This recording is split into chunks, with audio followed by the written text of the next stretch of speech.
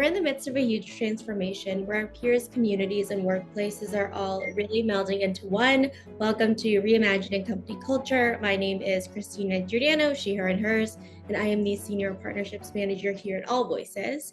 Today, I am very excited to welcome our next guest onto the interview series, Ron Oyston. He is the Chief People Officer at Acelyrin. Ron, thank you so much for being here. If you want to share a little bit about yourself for our listeners, including your pronouns, and when you were younger, do you remember how exactly it answered the question, what do you want to be when you grow up? Well, Christina, thanks for having me on. I appreciate it. And my name is Ron Oyston, as you say. I'm the Chief People Officer for Acelyrin. As you can tell, even though I'm in Los Angeles, my accent doesn't come from Los Angeles. I've been around the planet a little bit. Was born in the United Kingdom and then traveled across the Middle East, lived in the Middle East quite a lot, and then subsequently found myself here in the United States. So pronouns I use are him, he, and his from that particular perspective. And what do I want to be when I grew up? It's a great question, right? And I'm going to answer it probably like everybody of my age range who's a massive Star Wars fan answers it. And that's basically, I wanted to be an astronaut because, that's what I wanted to be. So that's kind of probably where I was at that particular time. I knew I wanted to travel, which I have done. So I can tick that box. I didn't get as far as being an astronaut, though. I love that. Yes, you have traveled a lot. We share that in common as well in terms of something that is really important in kind of life in general and just in the nature of asking that question to kids when they're younger as well. I think it shows kind of the role of work has played in a lot of our lives, but something we've potentially reevaluated in the past few years as well. Our relationships always change in terms of, any kind of relationship, but also to work. Has your perspective at all changed in terms of the role of the workplace or kind of the work itself since, I guess, 2020? Well, let me pick on a word you used there, which is workplace, right? I think we've all identified the fact that the word workplace is different now, and it has been. I think if you'd interviewed me in 2019, then I was probably the type of individual who liked being in an office, quite frankly. I like the collaborative technique. I like to be around people. I am, by definition, a people person. And so I enjoyed that side of things. And probably at that point, working from home was not something I kind of wanted, valued, or that type of aspect to it. But I think what the last 2 years has taught me is that the workplace can actually be anywhere. Indeed, as long as I have my laptop, as long as I have my AirPods and so forth, then I can pretty much work from anywhere. So I think the designation and the definition of workplace has changed, which I think has put a little bit more on people like myself who are trying to design and organize a culture around that. As I think the world has got to a place of understanding that we can work, we can be productive, and we can do a really great job and indeed do exceptionally well from anywhere that we are. So how do we blend those aspects together to still get that collaborative aspect? Absolutely. I definitely think that a lot of folks have really shifted that mentality, work from home, and now work from anywhere as well, especially if you have Wi-Fi, you have your AirPods, you have your laptop, as you were talking about too. And that really opens up accessibility and opportunities for folks at your organization. There will be kind of differences in locations, in languages spoken. You mentioned you were able to travel around the world a bit, which is awesome as well. From that global standpoint, what are qualitative and quantitative ways we can really think about keeping a pulse on and really measuring this dynamic thing of company culture? Yeah, and culture, I do think, has to be managed, right? I don't think it has to be managed. And I think it has to be, let me step back from the word manage. That sounds as if it's, I think the word purposeful, it has to be considered, and I think it has to be nurtured.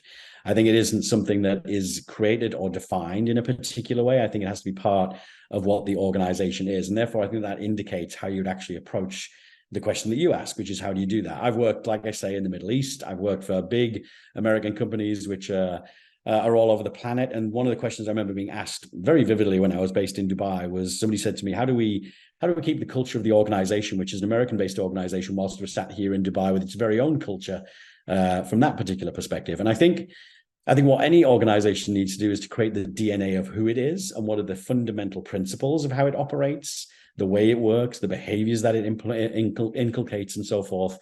And then I think there has to be a certain level of wherever you deploy it worldwide, an understanding of the local culture and how that integrates into the working practices within each individual country. So here in the States, for example, we have a style of working and a way of working. Over in the Middle East, and I adored my time over there. Effectively, what you have is a really great work ethic. You have a really great and very sense of pride around the organization. So what I found over there was that the culture of our organization translated well, but we still had to think about how best we put our name out and how best we illustrated kind of the cultural kind of cornerstones, if you will, to the organization over there, and integrate it into the local beliefs and the local culture that we had at that particular time. Same when I was based in India, and same in my time in China as well. So how do you quantify it? For me, there's the standard aspect, and I know a lot of organizations do this kind of cultural survey once a year or so forth, which is fine. And I think there is a place for us to be able to do something which is an annual understanding, a very specific understanding of what and how people feel about the organization, and indeed where you've defined your culture, what it is and how people feel that we're aiming towards that. I think a different take for me is, I think that, nowadays, certainly as we just talked about, in terms of people being based everywhere or anywhere, to be fair, then there is something for me about doing something which is more in the moment and actually looking at different aspects of the culture quicker and more nimbly. And I think that's where technology can be used. I think it's it's kind of a blunt tool to do a full annual employee culture. Again, I think there's a space for that. With a big questionnaire that takes about, half an hour to answer. I get that. And I think that's reasonable. I think where the future is, however, is something where if you look at the technology we can now deploy on either mobile phones, or you can deploy on iPads or whatever from that particular perspective. I think there's a lot more to be done with kind of very quick pulse check understanding of where the culture is in any particular geography or in any particular location. That can quickly understand how people are, they're feeling towards perhaps not all of the culture, but perhaps specific aspects of it. And I think that's something which I'm quite excited about being able to deploy over the next few years as we expand here in Acelyrin from that perspective. Absolutely. Thinking about those different moments in time, the different points in the candidate and employee experience too, when somebody is at day 90 or year 5 at an organization as well, and that continuous opportunity to give feedback and contribute to the company culture. You mentioned that dynamic of having kind of that local approach and also global framework as well, rooted in values. And I think something that you and the team have talked about earlier too is this sense of cultural awareness and competency for our kind of culture carriers as well, which are kind of people managers too, you're talking to on a regular basis. What are some of the ways you can really equip managers as well as executives to have that cultural awareness as well as competency so they can implement that in their day-to-day? Yeah, so one of the things that we've done here is we constantly bring the organization, because right now we're a virtual organization, we're moving towards not being that early next year. So it's been really important for us to be able to understand how an organization like ours, which is only 2 years old and was designed by 2 individuals with a very diverse background, how they keep what we wanted. So the first thing that we did here in Acelyrin was we actually acknowledged that we were all virtual, and therefore on occasion some of our individuals had not even met each other. So we brought everybody together over a couple of days to be able to define what our actual cultural kind of cornerstones were. So what were the things which are important to the entire employee group? I'm a big believer that human resources is not here to dictate that, but to actually facilitate finding out what it is, certainly in an organization which is at our maturity level. So we actually brought the team together. We defined, we spent time working through what the definition of our cornerstones were. We came up with 6. And then we also defined what it looked like when people were exhibiting them and what it looked like when people weren't exhibiting them. And the reason why we wanted to do that was a couple of things. First of all, we wanted that kind of foundational level of everybody understanding what it is. And also what was important to me was that it wasn't a diktat from human resources that this is the way you'll behave, because who am I really to define the organization's culture when it's very obviously and very evidently created by everybody that's within it. We're all part of that culture, and we all add to it or take away from it every day when we come to work. So what we did was we created our cornerstones, we refined them over a period of time, and then we actually sent them out to the organization to review. And indeed, we're meeting again at the end of December to be able to come back together. And actually what we're starting to do is to play those out in case studies and role plays to actually understand what it is, what it looks like, and what it feels like. And I think one of the things that's changed for me is if you'd asked me this 2 years ago, my role plays would have been about a manager and an employee coming together in an office and talking and, all the standard stuff that we've seen before. Now what we're doing is actually looking at it through a slightly different lens, which is how does this illustrate when I communicate in any way, whether I'm face to face with you, whether I'm on Zoom with you, whether I'm via email with you, what does it feel like when I am, respecting somebody, or when I am actually pushing things forward, or when I'm project leading, or I'm project manager, or whatever it is, whatever that particular behavior is, what does it look like? And therefore, what does it feel like when I experience it?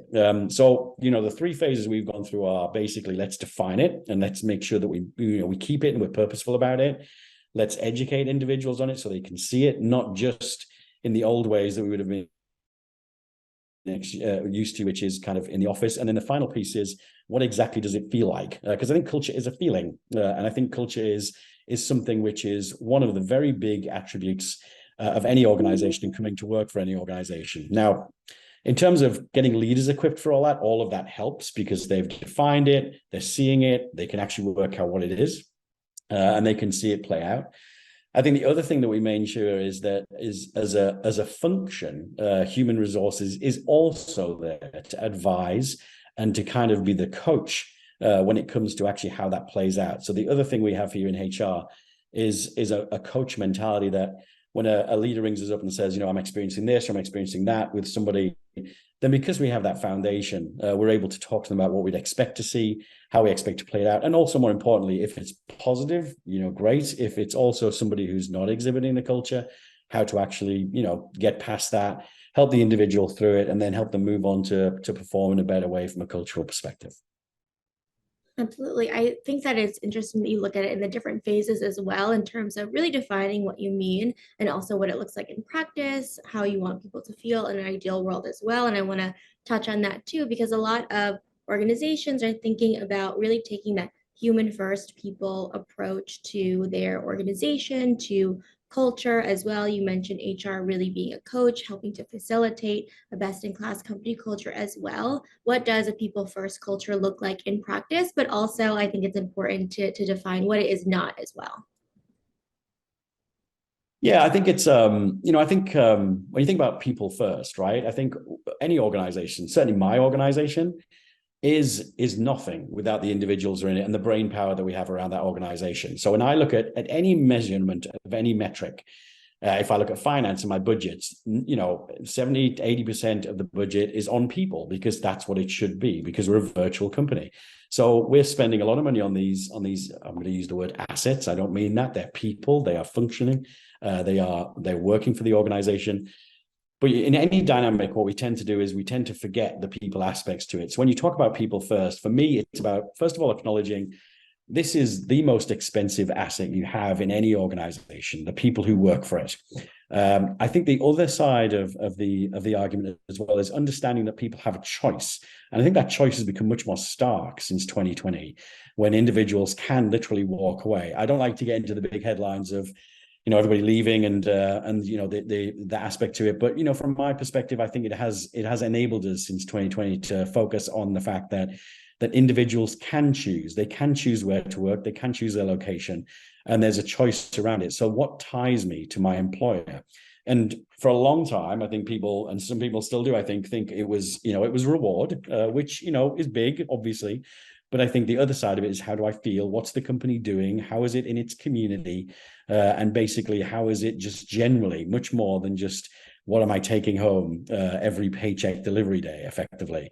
So people want to be, and certainly I think the younger generations want to be part of something which is making a difference, both in its local community and potentially to the planet from that particular aspect. And actually, going back to the conversation we had earlier, I don't see any difference across the planet in any of that. I don't think whether you're in the United States, whether you're in the Middle East or the UK or Europe, that you are doing anything other than wanting to work for a company which looks after you, but it also looks after the community and the planet which it's in, right? So from my perspective, I think when I think about how we equip individuals to make sure that they're thinking about all these particular aspects, that we make sure that what we create is logical, that the story and the value proposition we create for individuals is about both the environment they work for, the company and what it does, the culture and the community within which they exist, and how all of that comes together to be able to create a package of events and kind of a feeling within the organization that we are working to the betterment of society effectively. I know that's a big statement to make,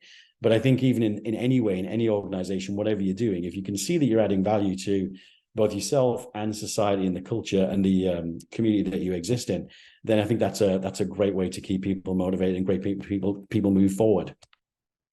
Absolutely. You definitely want to think about kind of the holistic experience of someone interacting with your employer brand, especially as an employee, and also externally as well in the community that you're in, both virtually and in person as well, and the impacts that you're making too. I think the stat is that we spend at least a third of our lives working too, so there's that responsibility to really give back and make an impact with folks too. I think a lot of what we're talking about as well is kind of redefining and looking at a different perspective of the workplace, work, what employees and employers can co-create together to create a really great place to work as well. What are some of the kind of new ways you're engaging folks in terms of employee engagement since the pandemic started in 2020 as well? So we've had to be a little bit more thoughtful in terms of being a virtual company about how we do that, right? I think prior to 2020, getting people together, doing things in the local community wherever you were, or being in a specific geographical location was easier effectively than it is now.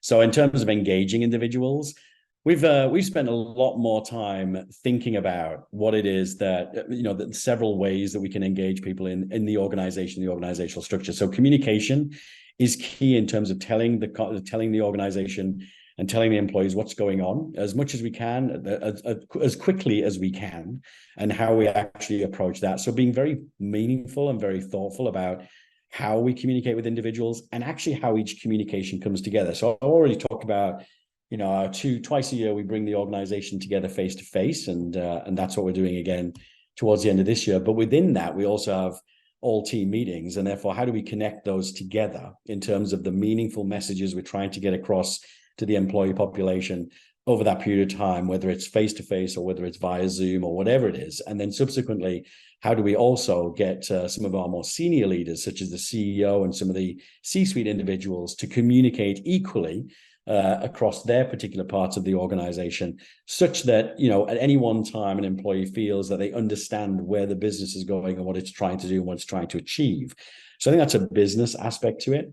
When it comes to the community, community comes a little bit more complicated because, again, pre-2020, I could probably say geographically where you were and therefore where you can be. I remember, when I was based in Chicago, we did things in Chicago. When I was based in Dubai, we did things in Dubai, similarly in Mumbai, and then similarly in over in Asia as well, in China.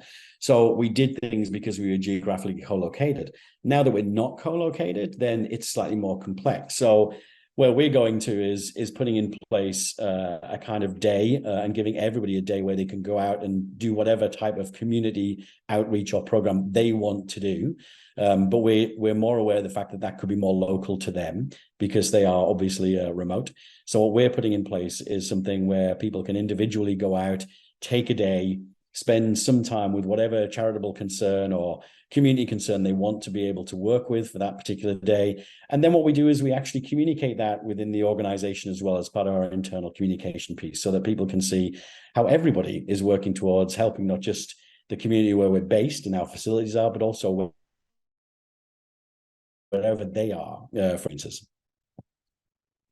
Yeah, again, kind of meeting folks where they are as well and really getting their feedback on the process. I think when we are redefining terms and also kind of asking for feedback at different moments of time as well, you're getting positive, negative, anything in between, part of the iteration process as well of making sure that we're building things efficiently and also for the folks who are using them too. What role does the employee voice really play in your company culture? I think we've talked about it kind of a few times, but definitely want to ask directly as well.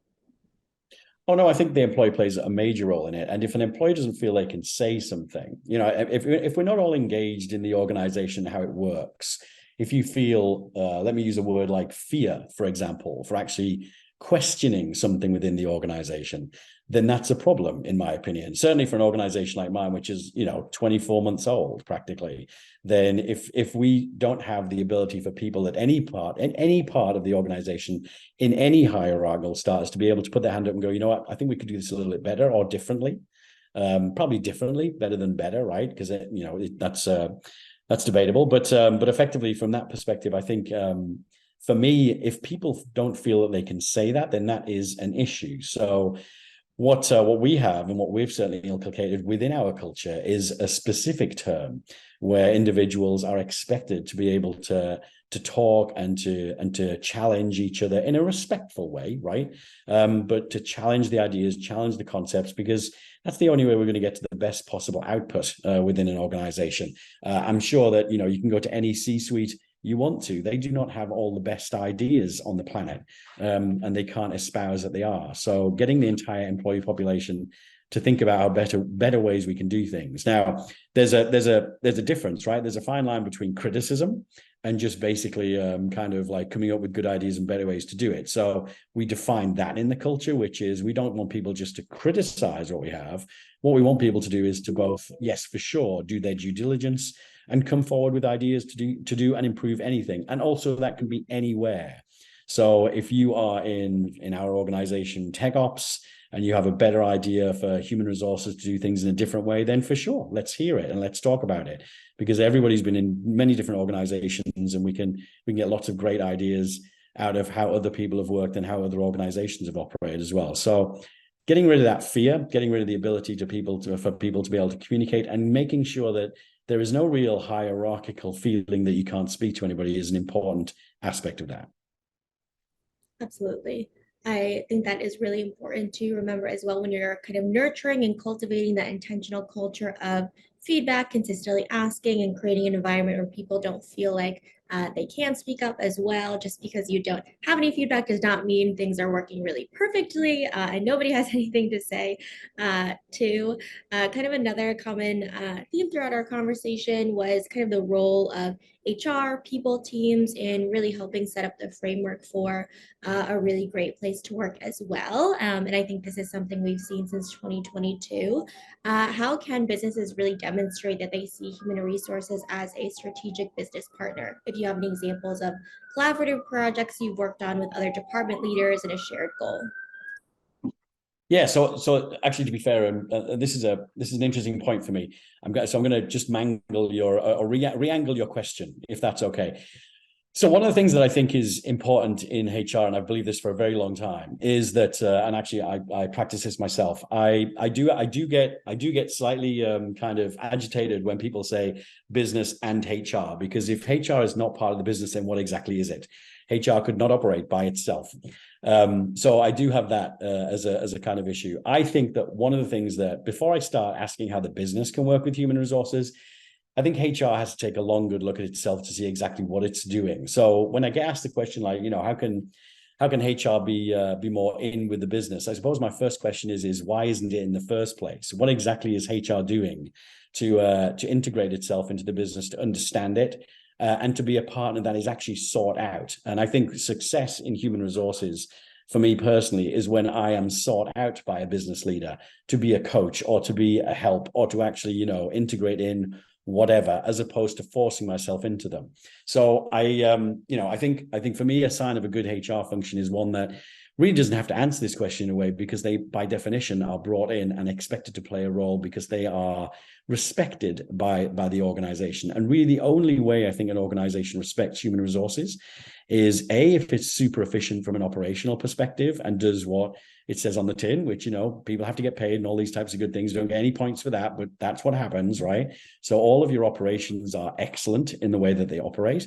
And then secondly, I think when it comes to the partnership that we have with the business, my expectation for anybody that works in human resources is they understand the business at least as well as any person within that function that they are looking after. So if you're in commercial, if you're in research and development, if you're in any of the corporate functions or whatever else, I would expect any HRBP to be able to tell me very clearly what each of the strategies for each of those functions are, how they relate to the business, because only then can you overlay a HR strategy on that. And then to answer your question, without rewording it in any particular way, then to answer your question, it's a much easier ask for businesses to, and I'll use that term, for the, you know, for the organization to reach out for support from HR when it values it. And it values it because it knows that HR understands the business and wants to be able to work with that organization because it sees value in working with the HR function. And again, that's all for me around HR people, wherever you are in human resources, whether you're in TA, rewards, talent management, whatever else it is. The only reason we do what we do is to support the strategy of the business itself. And therefore, being able to talk about it, being able to talk about it in terms of how it affects the business is clearly a way to ensure that you are invited to the table to have a conversation and then have influence within that particular business. Yeah, you need to have that integration. You need to understand if it's not present, what is the context behind there as well, so you can move forward and have that alignment. And to your point as well, having that seat at the table, having that perspective, because people are what make up your organization, and it's really important to have a pulse on what is going on as well, especially as you're continuing to grow and things are changing at a rapid pace. Ron, is there anything that I didn't specifically ask that you want to share with folks listening, or any kind of key takeaways you want to double click on? No, you know, I mean, that last question you ask is always one that probably gets me more riled up than anything in terms of HR and business, right? I Yeah. always remember an anecdote I'll give you, but I won't tell you the firm. I remember way back when in my early days of being in learning and development, because that's where I started in HR. We got an award ceremony. It was back in the UK. We won an award and we went for an award and we came second. We came first. The company that came first had this really great HR function. I forget. I think it was learning and development but effectively they won the award and it was a national award over at, and we'd come second, and that was great. But we were kind of a bit disappointed because we didn't come first. But what was really fascinating about the reason why I tell you the story is the company that actually came first 2 days later went bankrupt. And what was interesting about that, and the reason why I bring it up, is back to that point of being related to the business. If your HR function is excellent, it's excellent because the business is excellent and because it's adding to the business.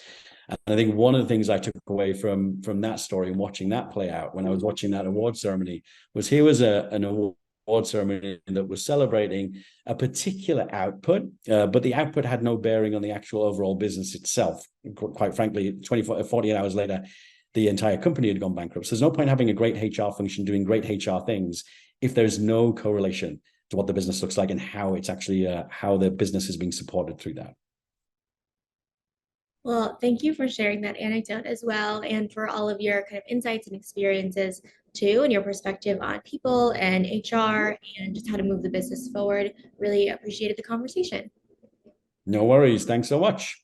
Of course, and as a reminder for folks who are listening, at AllVoices, we really believe in employees and employers being seen, heard, and understood, and know it's a requirement for the business to really succeed overall. Have a great rest of your day, everyone.